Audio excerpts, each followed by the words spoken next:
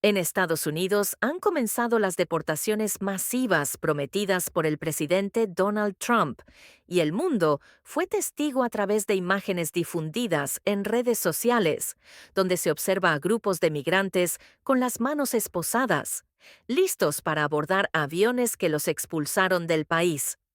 Según la secretaria de prensa de la Casa Blanca, Caroline Leavitt, se ha puesto en marcha la mayor operación de deportación en la historia de la nación. El gobierno de Trump inició esta campaña para expulsar a migrantes en situación irregular dentro del territorio estadounidense.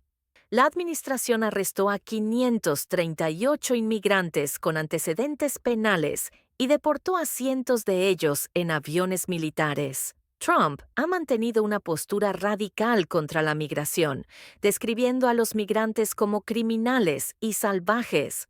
Durante su campaña, prometió llevar a cabo la operación de deportación más grande en la historia del país, donde se estima que residen alrededor de 11 millones de personas en condición irregular. Declaró emergencia nacional en la frontera con México y firmó una serie de decretos migratorios. Entre sus primeras medidas, suspendió indefinidamente la llegada de refugiados que solicitan asilo, incluso aquellos que ya habían recibido aprobación.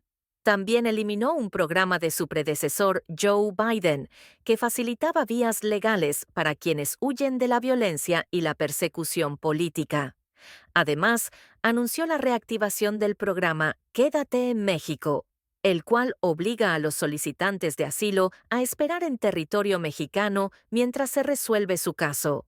Uno de los decretos firmados por Trump busca restringir el derecho de ciudadanía por nacimiento en Estados Unidos, un principio garantizado en la enmienda 14 de la Constitución, adoptada en el siglo XIX. Sin embargo, un juez federal en Seattle suspendió temporalmente esta orden ejecutiva el jueves, a lo que Trump respondió anunciando que apelará la decisión. Efectivos del Cuerpo de Marines arribaron a la frontera con México para reforzar la seguridad fronteriza.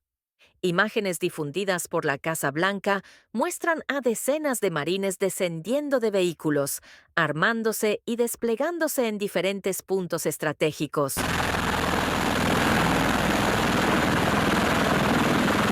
Según el gobierno, su misión es fortalecer los operativos de vigilancia, instalar barreras físicas y reforzar los sistemas de detección. De acuerdo con el Comando Norte de Estados Unidos, aproximadamente 15.000 efectivos del Ejército y el Cuerpo de Marines serán desplegados en la frontera sur para apoyar a los 2.500 agentes ya asignados en la zona. Las escenas que han comenzado a circular serán una constante en los próximos días a lo largo de la frontera entre México y Estados Unidos. El operativo no solo se limita a la presencia terrestre, sino que también incluye una vigilancia aérea reforzada. Helicópteros y otras aeronaves militares han comenzado a realizar sobrevuelos estratégicos en distintos sectores de la frontera con el fin de monitorear y disuadir cruces irregulares. El despliegue de los infantes de Marina ocurre en un escenario de creciente presión migratoria en la región, mientras el gobierno de Estados Unidos refuerza las medidas de control fronterizo. Por orden del presidente Donald Trump, aviones militares C-17 comenzaron a deportar migrantes. Dos aeronaves, cada una con 80 pasajeros, partieron desde Estados Unidos hacia Guatemala. Autoridades del país centroamericano confirmaron su llegada, precisando que el primer vuelo transportaba a 79 ciudadanos guatemaltecos, entre ellos 31 mujeres y 48 hombres. Mientras tanto, agentes del Servicio de Inmigración y Control de Aduanas, ICE, por sus siglas en inglés, realizaron una redada sin previo aviso en un negocio de mariscos en Newark, Nueva Jersey. Durante la operación, detuvieron a residentes indocumentados y a ciudadanos estadounidenses sin presentar una orden judicial. El alcalde de Newark, Ras Baraka, denunció en una conferencia de prensa que entre los arrestados se encontraba un veterano del ejército, a quien interrogaron a pesar de que mostró su identificación militar. Según testigos, la mayoría de los detenidos eran de origen ecuatoriano, una comunidad con gran presencia en la zona. Los agentes del IC ingresaron sin orden judicial por la parte trasera del establecimiento. Se llevaron a 3 personas que, según afirmaban, eran indocumentadas, pero también arrestaron a ciudadanos estadounidenses, denunció el alcalde. Si permitimos que nos etiqueten como criminales solo por nuestra apariencia, estaríamos regresando a tiempos muy peligrosos en la historia de este país, uno de los principales centros de asistencia en la frontera con México. Estas instalaciones ofrecían refugio temporal y transporte a solicitantes de asilo para que fueran procesados por la patrulla fronteriza. Sin embargo, dejaron de operar debido a recortes presupuestarios ordenados por el presidente Trump. Por otro lado, una coalición de 11 fiscales generales de Estados Unidos emitió una declaración en respuesta a un memorando de la administración Trump, en el cual amenazaba con sancionar a quienes no acataran sus órdenes migratorias. Los fiscales dejaron en claro que los gobiernos estatales y locales de sus jurisdicciones no participarán en la implementación de estas políticas. Además, recordaron que la distribución del poder entre el gobierno federal y los estados es un pilar fundamental del sistema estadounidense de federalismo. Mientras la ONU insiste en que solicitar asilo es un derecho humano fundamental, la portavoz del Alto Comisionado de Naciones Unidas para los Derechos Humanos, Ravina Shamdasani, advirtió que si bien los estados tienen el derecho de ejercer su jurisdicción en las fronteras, deben hacerlo respetando los tratados internacionales en materia de derechos humanos. Estas declaraciones se dieron luego de que Trump declarara emergencia nacional en la frontera con México en su primer día de su segundo mandato. En México, un campamento improvisado con cerca de 100 migrantes lleva más de 4 meses bajo un puente en Tuxtla Gutiérrez, Chiapas.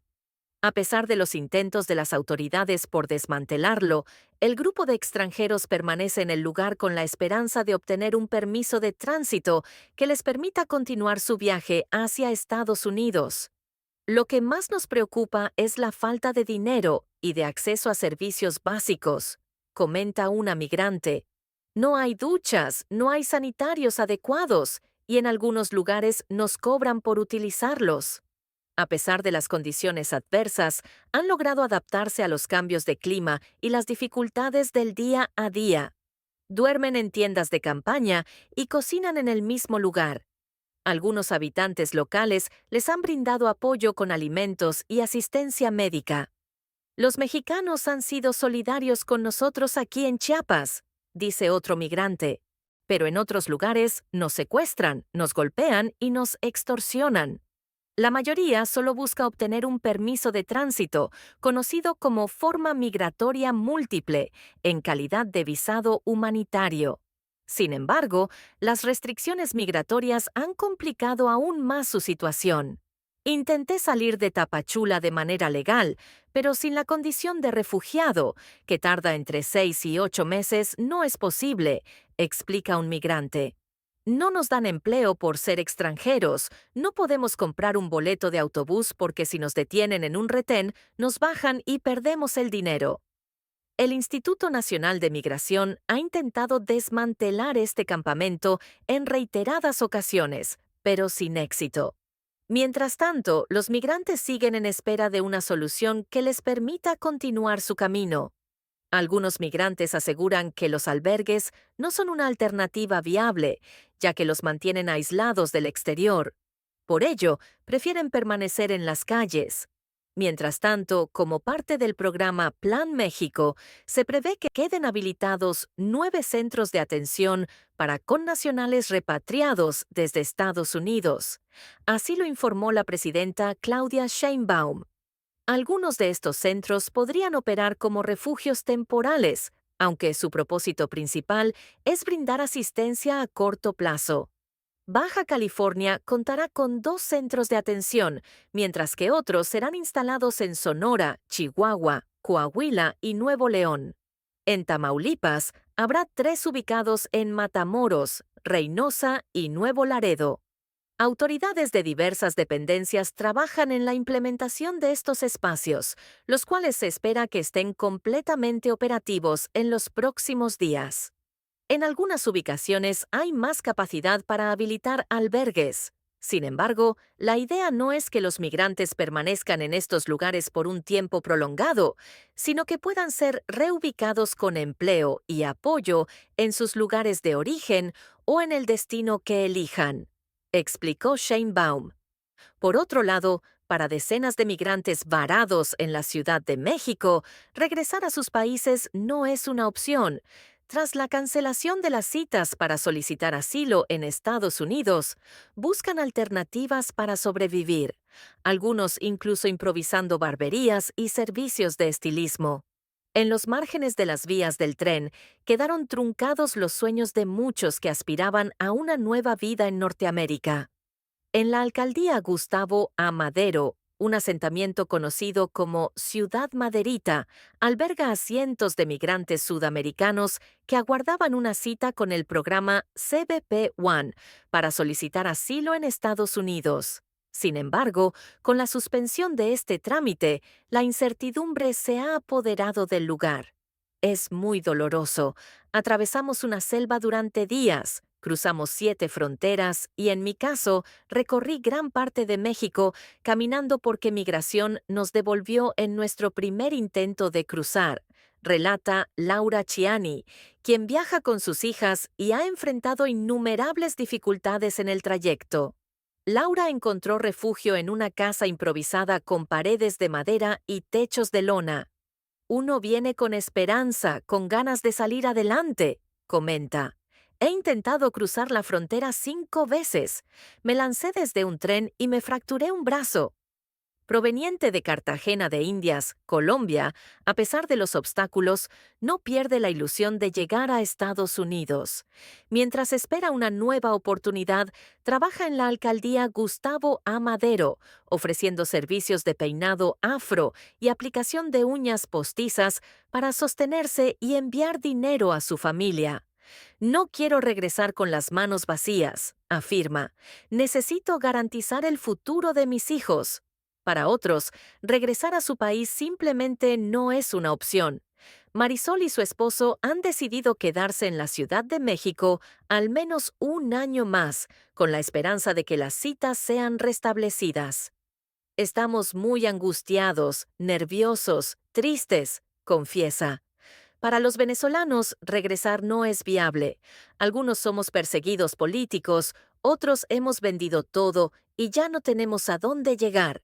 Mientras esperan una solución, algunos han encontrado en el emprendimiento una forma de subsistir, abriendo pequeñas barberías y peluquerías improvisadas. Sin embargo, la incertidumbre persiste, ya que aún no saben si podrán cruzar a Estados Unidos, establecerse en México o buscar otro destino en busca de mejores condiciones.